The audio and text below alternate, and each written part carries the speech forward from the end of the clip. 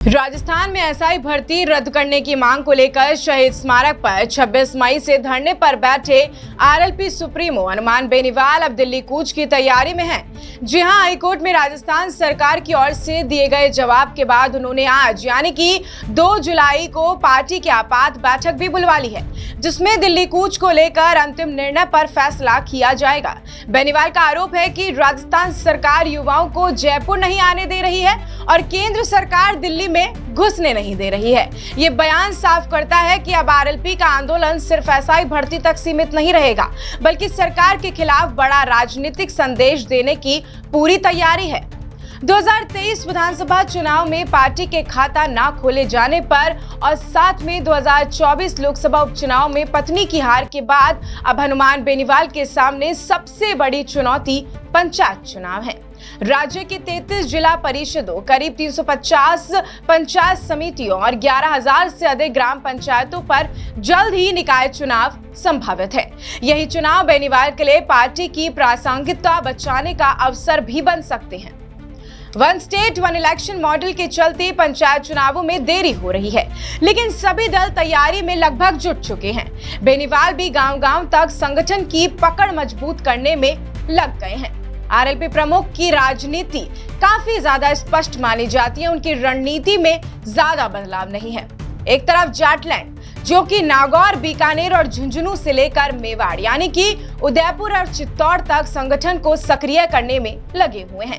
खिमसर से पूर्व विधायक रेवंत राम डागा, बल्लभगढ़ नगर से उदयलाल डांगी और बाड़मेर के सांसद उम्मेदाराम बेनीवाल जैसे पुराने साथियों के साथ अब नई टीम खड़ी की जा रही है। जिलों में प्रभारी नियुक्त कर संगठन को फिर से खड़ा करने की कोशिशें तेज हो चुकी हैं।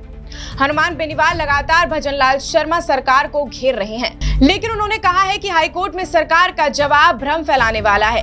कैबिनेट सब कमेटी भर्ती रद्द करने की सिफारिश कर चुकी है, तो अब यू टर्न आखिर क्यों लिया जा रहा है? इसके साथ ही उन्होंने सब कमेटी के अध्यक्ष जोगाराम पटेल पर भी निशाना साधा है। ऐसा नहीं है कि सिर्फ एसआई के मुद्दे को लेकर ही बेनीवाल इतने सक्रिय बने हुए हैं, लगातार और भी कई अन्य मुद्दे हैं जिन मुद्दों को लेकर उन्होंने मोर्चा खोला हुआ है।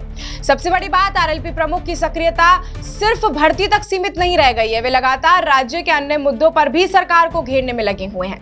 जोधपुर में डॉक्टर राकेश बिश्नोई की आत्महत्या और उदयपुर में डॉक्टर रवि शर्मा की संदिग्ध मौत पर उन्होंने लगातार आवाज उठाई, जन आक्रोश पैदा किया और साथ में आंदोलन प्रदर्शन कर उनको न्याय दिलाने की मांग उठाई गई।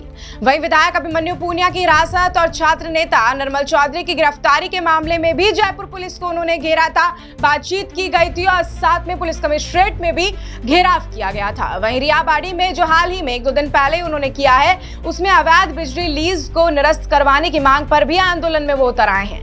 बीकानेर में करनी माता के औरन को बचाने को लेकर उन्होंने एक रैली निकाली गई थी, उसमें भाग भी लिया था। हनुमान बेनीवाल अब आंदोलन की जमीन को सिर्फ जयपुर तक सीमित नहीं रखना चाहते हैं, वे इसे दिल्ली तक ले जाकर केंद्र सरकार को भी घेरने की कोशिश कर रहे हैं। साथ ही पंचायत चुनाव के जरिए संगठन की वापसी का रास्ता भी तलाश रहे हैं। इनफैक्ट अगर राजनीतिक विश्लेषकों की माने और उनकी बात मानी जाए तो ये वक्त बेनीवाल और आरएलपी दोनों के लिए निर्णायक साबित हो सकता है। हार के बाद वापसी की रणनीति सफल होती है या फिर नहीं, या फिर पार्टी और भी ज्यादा सिमट जाएगी, ये तो आने वाला वक्त ही बताएगा। मैं आपके साथ प्रिया बंसल, नमस्कार।